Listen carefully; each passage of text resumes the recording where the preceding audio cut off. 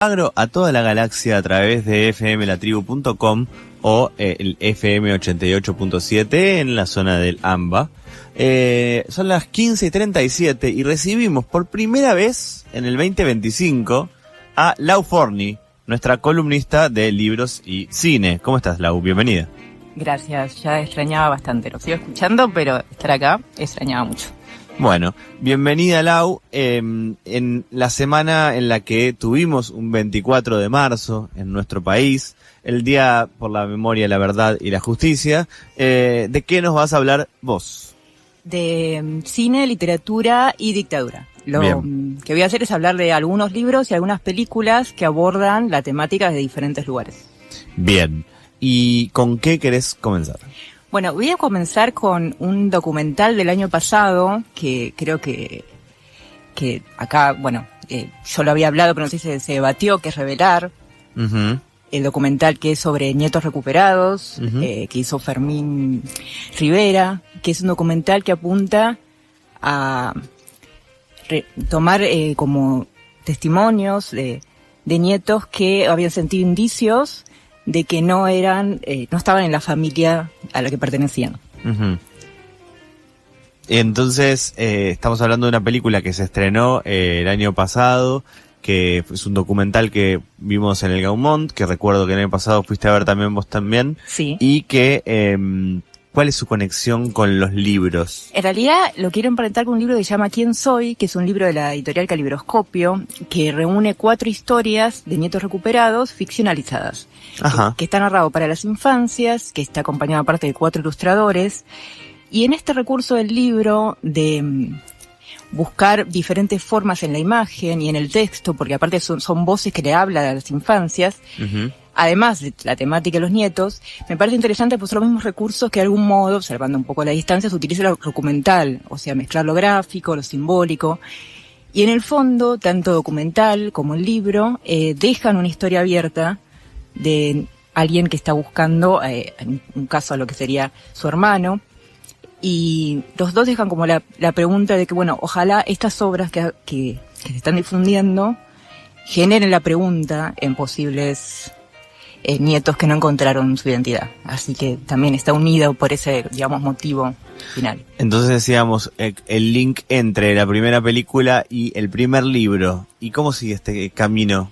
Bueno, el camino sigue por otra forma, por suerte hay mucha producción, tanto literaria y quizás Uh-huh. mucho más cinematográfica, pero a mí una forma de ver me interesó, es digamos la alegórica, la metafórica, y tomé una película y un libro bastante diferentes. Los dos toman como una estrategia de la distopía, o sea, ciencia ficción, terror, como de ese ámbito, pero son muy diferentes en el año que se produjo y en la forma que lo encaran.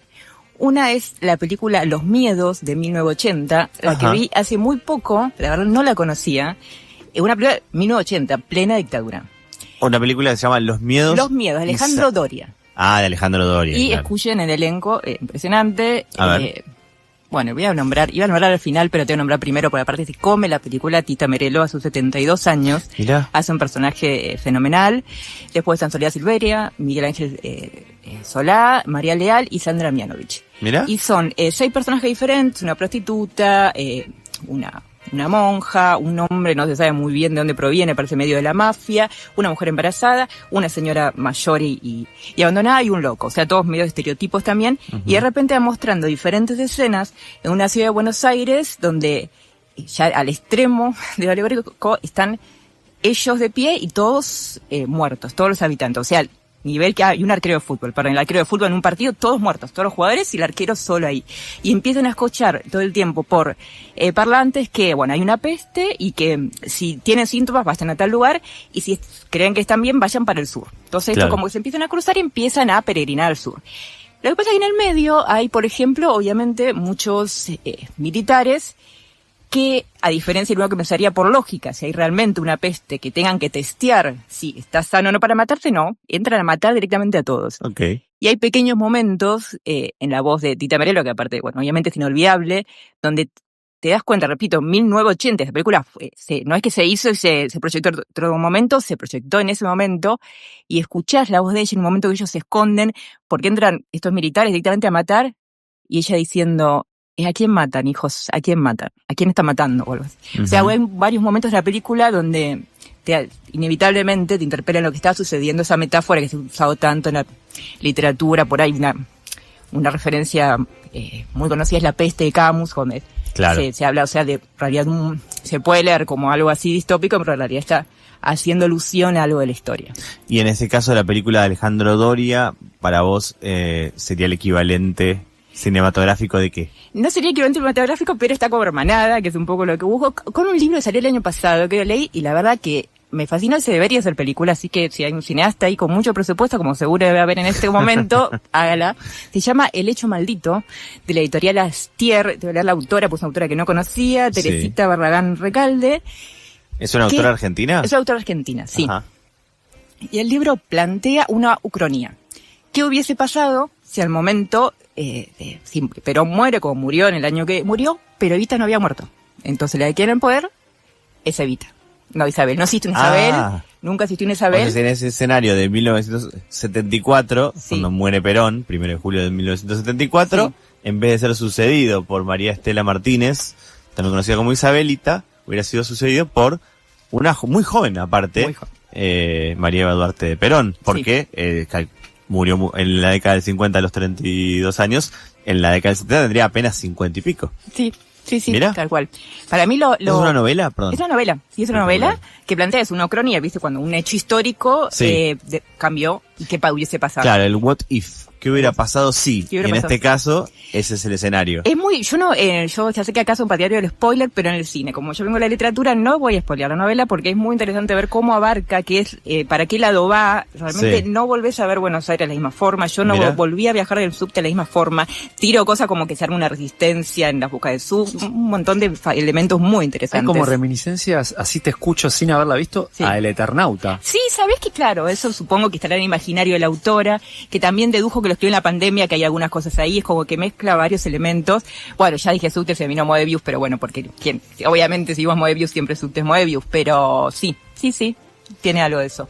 Moebius es una película que le gusta mucho a Rodri Ferreiro y cada vez que la dan la va a ver. Entonces, yo me la perdí, la última yo la amo esa película, la última vez me la... Y ahora hace poco fue remasterizada en 4K, entonces es una película que siempre aprovechamos para recomendar, una película argentina. Seguimos en este recorrido de cine y literatura cruzado por la dictadura militar argentina que produjo un genocidio. Cuando la de Díaz. Viste, pusiste serie y pues ibas a decir algo por eso. Y que no ya bajé mucha línea hoy. Bueno, el tercer eje que voy a tomar es la amistad, así como en amplio espectro, porque voy a tomar una película del año 1988 y un libro que salió en realidad hace 2 años, aunque fue escrito a lo largo de varios años. Y los dos tienen varias vinculaciones que ya nos acercan un poquitito más a algunos elementos directos por ahí de la dictadura. La película es La Amiga, una película a la que llegué, la conocí el año pasado cuando estaba investigando por Bayer, que de paso, no sé si habrán hablado de Bayer, en este momento donde creen que derribando monumentos nos vamos a olvidar de él y todo lo contrario, que él colaboró un poco en el guión y un poco en lo que él le fascinaba y siempre insistía en la rigurosidad histórica, que no se existiera elementos que se contraigan mucho con la historia.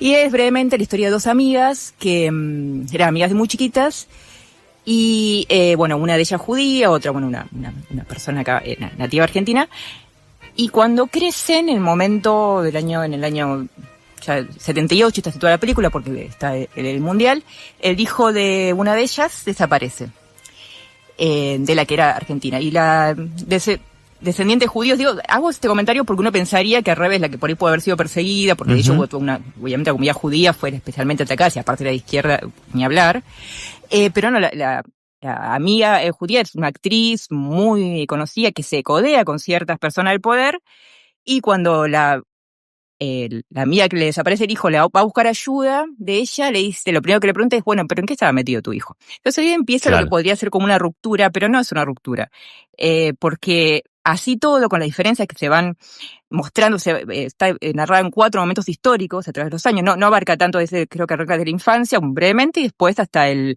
88, que es donde termina la película, con el exilio de la actriz, con el regreso, con el cambio de roles, porque de repente la madre que había perdido el hijo es una de las primeras madres de Plaza de Mayo, de repente empieza a circular por determinados lugares, y la actriz vuelve exiliada, como le pasó con muchos exiliados, encontrándose en un territorio desconocido, y así todo, tanto de comienzo a fin igual, y con contradicciones, con reproches, se ven muchos tópicos en la dictadura de vos no te querés enfrentar a esto, vos sos una cobarde, el exilio, el compromiso.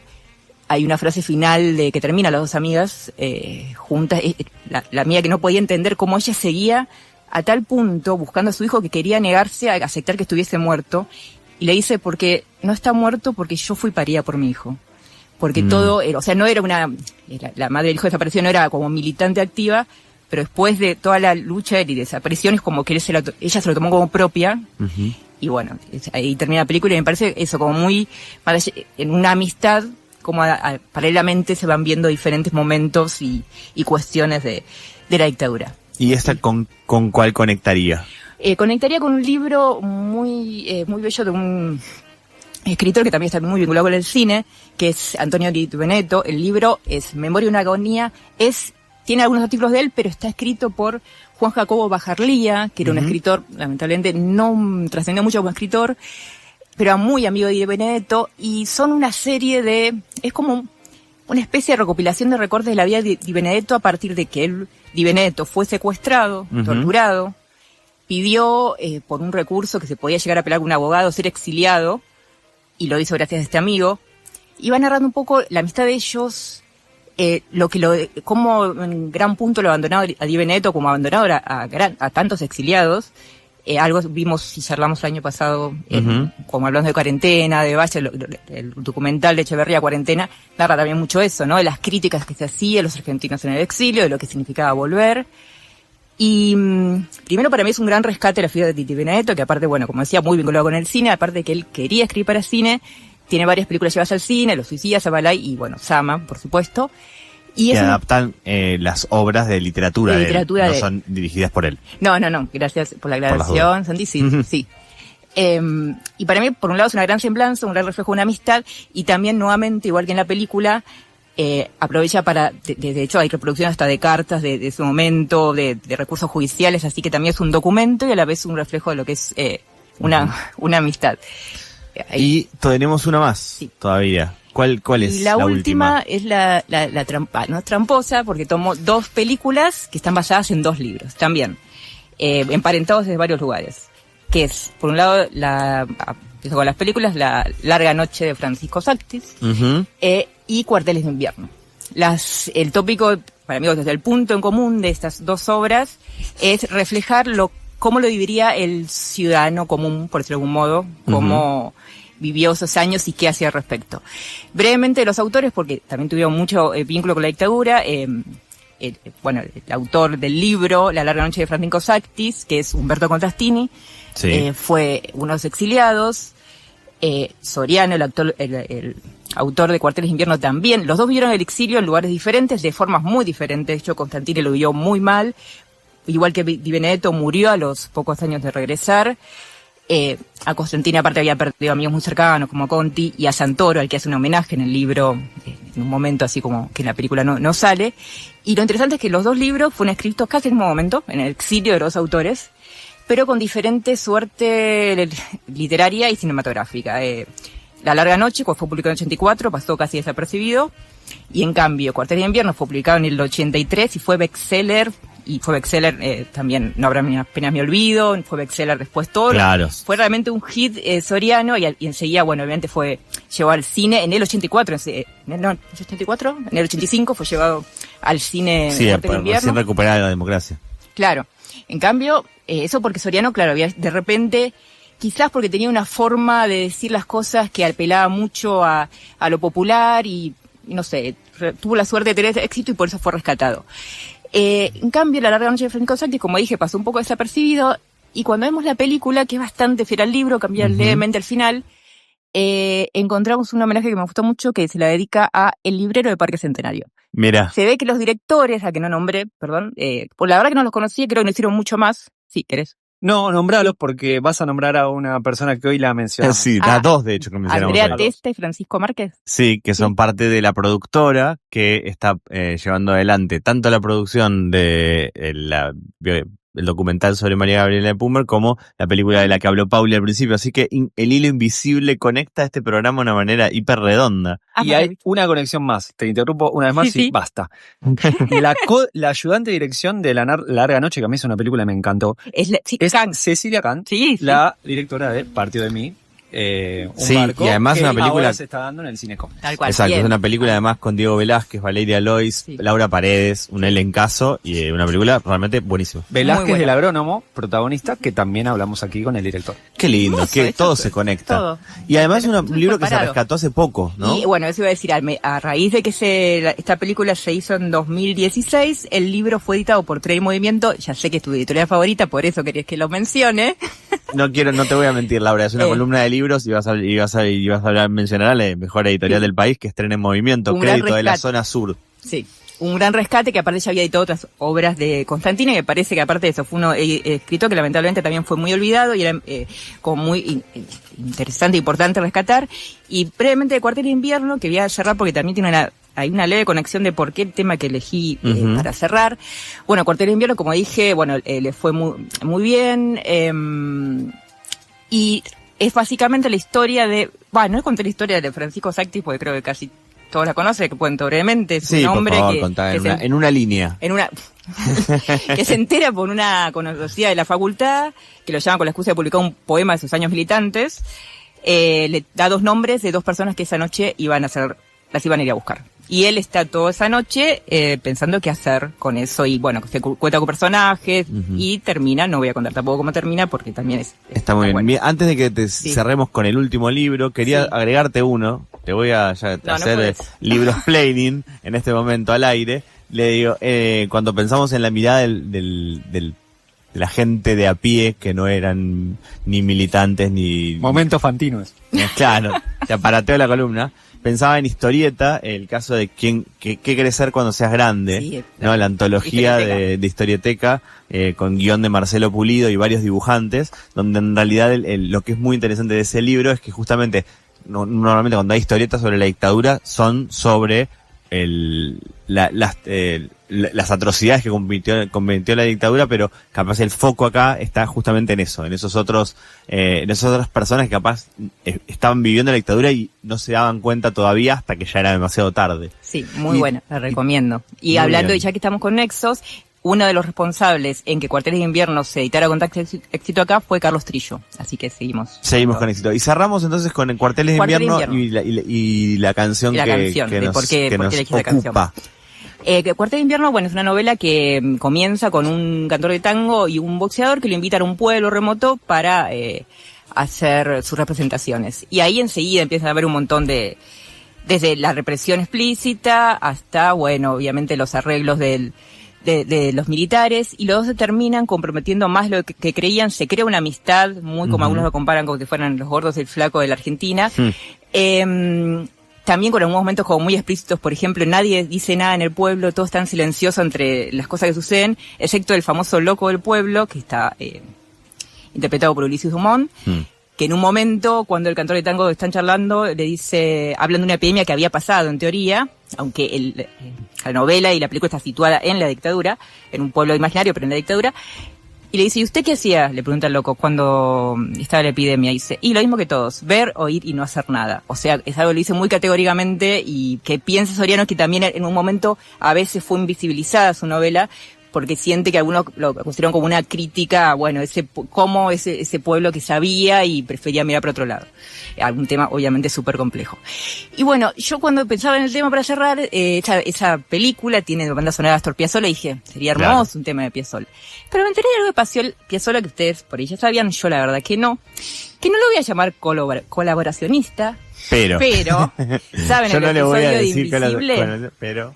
¿Saben el episodio de Invisible del guitarrista? Pero no tenemos tiempo para bueno, básicamente, saberlo, entonces... o sea, el último guitarrista de Invisible, que es el tema que se va a elegir ahora, para mí los mejores temas, no de rock nacional, del mundo, que tiene un nombre que, si bien que habla de eso, los libros, no estoy spoileando, bueno, no, dale, decilo. Los libros de la buena memoria, aparte, bueno, y un tono muy, también para acorde. Justo fue el último disco Invisible, el año que se disolvió Invisible en el 76, y el guitarrista había ido a tocar con Piazzolla una gira europea que estaba siendo fomentada por los militares, y cuando en esa gira Piazzolla le dijo a todos sus músicos que hablaran bien de la Argentina, porque había que hacer buena publicidad. Y este guitarrista, que ya era aparte de que era un chico de 18 años con muchas rebeldías, se negó a hablar bien, y no solo eso, sino que ante el Libertango, frente a como un estadio, un salón repleto, tocó algunos acordes del tema Hasta Siempre Comandante, lo que hizo que Piazzolla lo odiara y hablara mal de él y dijera que todos sus músicos eran unos izquierdistas en plena dictadura, por lo que nunca pudieron volver al país. Así que, reivindicando a este músico y a Spinetta siempre, para cerrar esa columna, los libros de la buena memoria. Eso fue Laura Forni en la columna de libros y cine, y además tenemos mensaje.